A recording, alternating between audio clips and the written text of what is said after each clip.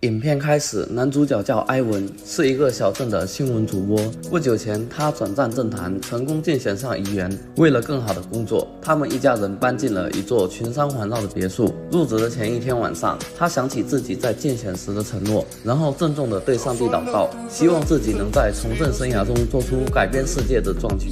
没想到，就是这个祷告，让他接下来的日子翻天覆地的变化。第二天一早，调好的闹钟竟然提前响了，时间定格在6点14。男主没在意，起身收拾好准备上班，结果在门口又收到了匿名的快递，收货地址是他本人，地址却是614。除了一些远古的木工具之外，还有一大堆的木头。接下去的几天，闹钟还是依然在6点14分响起。他的吃牌号是614，座机也是614，就连同事女儿生的重量都还是614。这下埃文坐不住了，奇怪的事情还在继续，送错的快递依然会到他家。一天早上，他在电视上看到了创世纪614的字，反复出现的数字让主角灵光一闪，翻开圣经，打开了第6卷14章，上面赫然地写着他要建造一艘诺亚方舟。正当他一头雾水的时候，一个神秘的老人出现了，他告诉埃文，他就是上帝，因为听到了那天晚上的祷告，所以前来帮助他实现自己的愿望。然后上帝给埃文下达了一个离奇又可笑的任务，